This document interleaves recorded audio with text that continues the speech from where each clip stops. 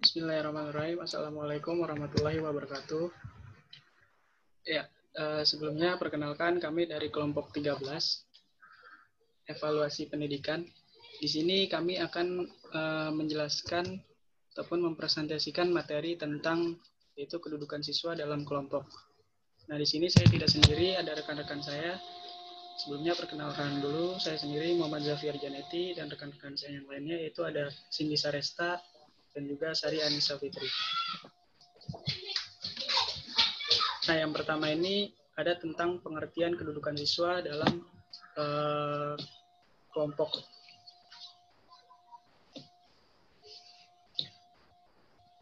Yang dimaksud dengan kedudukan siswa itu dalam kelompoknya maksudnya adalah letak seorang siswa dalam urutan tingkatan dalam istilah yang umumnya ataupun biasa disebut dengan ranking. Nah, untuk dapat diketahui ranking dari siswa-siswa di suatu kelas, maka harus diadakan yang namanya pengurutan nilai siswa-siswa tersebut dari yang paling atas sampai yang paling bawah. Sehingga dengan mudah dapat ditentukan nomor yang menunjukkan kedudukan siswa dalam tingkatannya. Nah, ini merupakan cara menentukan kedudukan siswa di dalam kelompok itu. Yang pertama ada simple rank, yaitu ranking sederhana. Yang kedua ranking persentase, yang ketiga standar defisiasi, dan yang keempat menggunakan Z-score.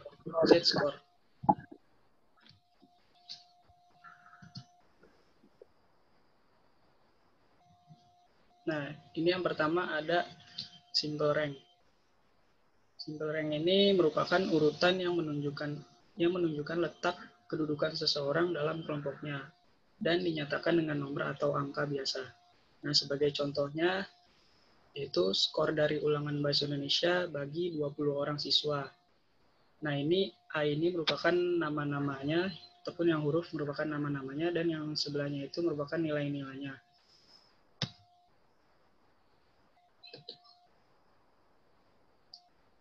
Nah, di simple rank ini kita bisa mengurutkan dulu siswa dengan skor yang paling tertinggi sampai yang paling terendah. Di sini ada dari G yaitu skornya 81, P 78, H 75, H, K, dan L ini sama nilainya yaitu 75. Terus ada Q 74, O 73, F 70, M 69, I 68, R 65, E 62, dan seterusnya sampai bawah. Nah, di sini bisa kita lihat di rankingnya ini ada ranking 1, 2, 3, 4, 5. Nah, karena di ranking yang ada yang skornya nilainya sama, maka caranya yaitu 3 ditambah 4 ditambah 5, nanti dibagi jumlah yang sama itu ada 3, nah hasilnya itu 4. Begitupun dengan yang di N dan T karena nilainya sama. Nah, ini notes-nya. Jika siswa yang punya skor sama juga mempunyai ranking sama, sehingga ada nomor yang tidak digunakan sebagai nomor urut.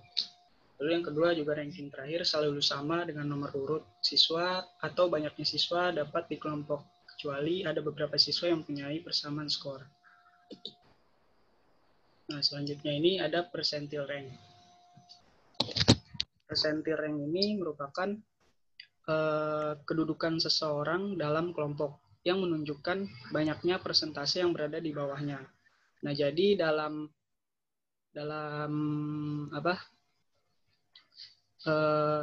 hal ini siswa dibandingkan dengan siswa lain yang punya skor sama atau lebih kecil daripadanya. Nah, sebagai contohnya ini ada kelompok yang terdapat pada tabel simple rank untuk 20 orang. Siswa F mendahului ranking 8 dalam simple rank. Maka banyak siswa yang ada di bawahnya adalah 20 dikurang 8 atau 12 orang. Next. Nah, PR untuk F adalah 12 kali 20 kali 100. Hasilnya itu 60. Ini berarti bahwa siswa F itu letak dalam kelompok mengalahkan sebanyak 60%. Untuk persentase yang bersangkutan, dengan contoh di atas dapat dikatakan bahwa untuk menentukan PR, kita tidak boleh menentukan SR terlebih dahulu. Selanjutnya ada rumus untuk menentukan PR, yaitu nilai dikurang eh, SR per N kali 100. Di dalam kelompok, maka PR hanya berkisaran antara 1 sampai 100. Tidak pernah ada PR 100 karena tidak ada siswa yang mengalahkan dirinya sendiri. Next.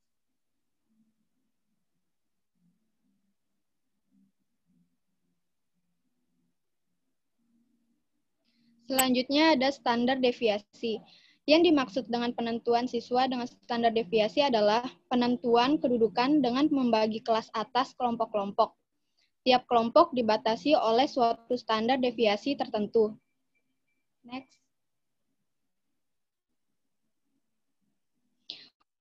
Untuk mencari min atau nilai tengah, jadi untuk mencari nilai rata-rata, tinggal menjumlah semua skor, kemudian dibagi dengan banyaknya siswa yang memiliki skor itu. Selanjutnya, untuk mencari standar deviasi adalah sigma X pangkat 2 per N dikurang sigma X dikurang N pangkat 2. Di mana standar deviasi itu sigma X pangkat 2 per N, tiap skor dikuadratkan lalu dijumlahkan dengan dibagi N. Lalu sigma X per N pangkat 2, semua skor dijumlahkan dibagi N lalu dikuadratkan. Next.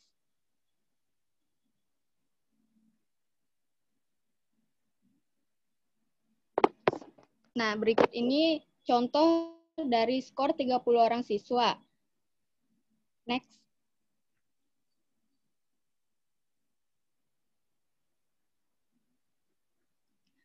Lalu kita menggunakan tabel dengan skor yang mendapatkan nilai 8 itu terdapat 4 siswa, dengan nilai 7 itu terdapat 9 siswa, dan nilai 6 terdapat 11, sampai dengan nilai 4 itu terdapat 3 siswa. Kita jumlahkan nilai siswanya itu ada 30 yang disebut dengan N. Selanjutnya kita mencari sigma Fx, itu nilai skor dikali dengan banyaknya siswa. Misalnya 8 dikali 4 sama dengan 32, 7 dikali 9 sama dengan 63, sampai 4 kali 3 sama dengan 12, jumlah sigma Fx-nya itu 188. Selanjutnya kita nyari sigma Fx pangkat 2, yaitu dengan jumlah sigma Fx dikuadratkan hasilnya yaitu 32 pangkat 2 hasilnya 256, 63 pangkat 2 441, sehingga 12 pangkat 2 hasilnya 48, dan jumlah sigma Fx pangkat 2 itu 1216. Kita masukkan yaitu sigma Fx per nilai N pangkat 2 sama dengan 39,271. Lalu sigma Fx pangkat 2 per jumlah siswa hasilnya 40,533.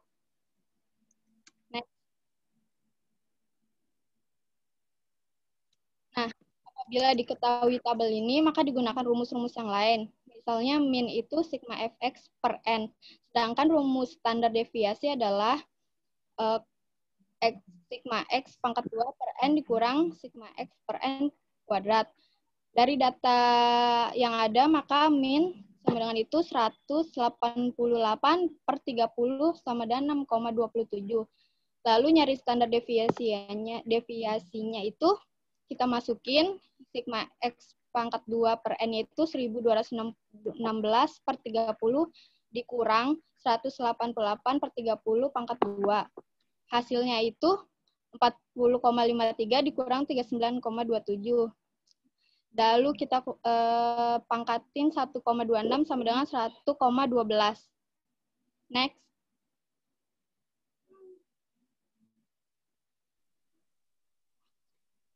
Selanjutnya ada standar skor atau Z-score. Jadi ini adalah bukan perbandingan perbedaan skor seseorang dari MEA dengan standar deviasinya. Nah, biasanya standar skor ini lebih mempunyai arti dibandingkan skor itu sendiri karena telah dibandingkan dengan sesuatu standar yang sama.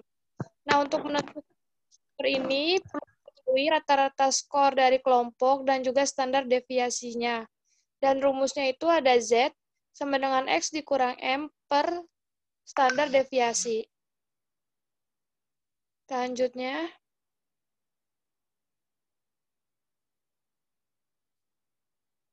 Nah, di sini ada contoh soalnya ya, dari 10 orang siswa itu ada skornya. Nah, rata-rata skornya itu dari skornya ini dijumlah jadi 500 per 10. Nah, sama dengan 50.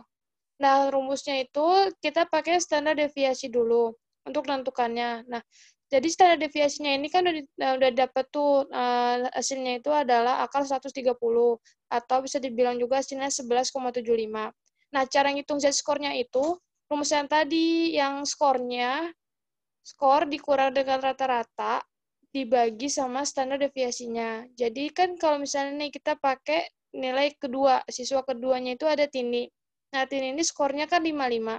55 ini kita kurang sama rata-rata skor, jadi dibagi sama standar deviasinya. Jadi hasilnya seperti itu. Selanjutnya,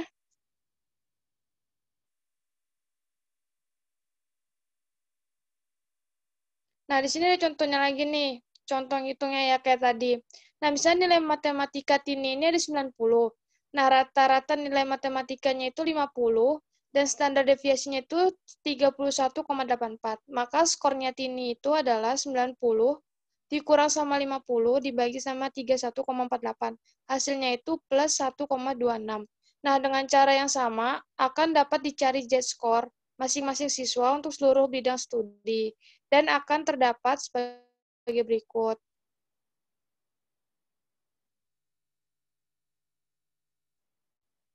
Nah, jadi di sini ya kita lanjut. Di sini ada 5 siswa yang mempunyai variasi nilai yang unik, tapi jumlahnya itu sama. Hanya saja, dengan melihat jumlah nilainya ini, udah diketahui nih siapa aja yang paling tinggi. Misalnya, di sini kan kita lihat nih, jumlah paling tinggi itu ada Arif kan. Jumlahnya itu 253. Terus ada Agus, itu 231.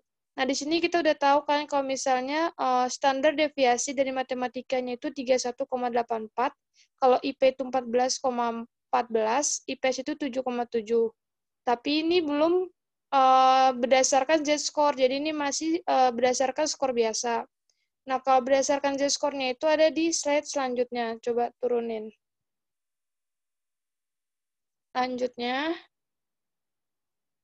Nah, di sini yang udah berdasarkan z-score-nya. Jadi cara ngitungnya itu kayak rumusan tadi, skornya dikurang sama rata-rata dibagi sama standar deviasinya.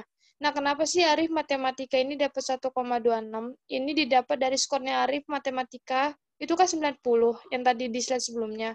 Nah, 90 itu dikurang sama rata-ratanya. Rata-rata dari matematika itu berapa tuh tadi? Rata-ratanya itu ada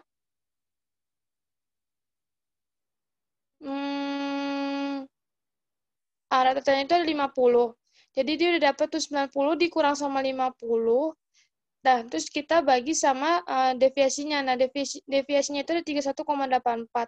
Jadi, z-score yang didapat Arif untuk nilai matematika itu ada 1,26. Kenapa 1,26? Tandanya itu ya, kita lihat catatannya. Kalau misalnya tandanya itu plus, berarti dia di atas rata-rata. Kalau misalnya tandanya minus, berarti dia di bawah mean. Nah, kan kita udah tahu tadi di slide sebelumnya kalau Arif itu paling tinggi. Tapi kalau berdasarkan z-score, nilainya Arif itu yang paling rendah. Yang paling rendah. Jadi yang paling tinggi itu malah kakak. Karena di sini lihat jumlahnya itu Arif itu minus, sedangkan kakak itu plus. Nah, di sini terbukti nih kalau misalnya Arif itu yang semula kita perkirakan itu menduduki tempat yang paling atas dan kakak yang paling bawah, kalau misalnya setelah dihitung secara z-score, kedudukannya itu malah terbalik. Kakak lah yang kenyataannya menduduki tempat paling atas dengan menggunakan z-score, sedangkan Arif itu yang paling bawah. Biasanya seperti itu. Biasanya skor ini dipakai ketika kita keadaan lomba atau olimpiade. Selanjutnya, terima kasih. Ya, sekian presentasi dari kami. Kurang lebihnya mohon maaf. Wassalamualaikum warahmatullahi wabarakatuh.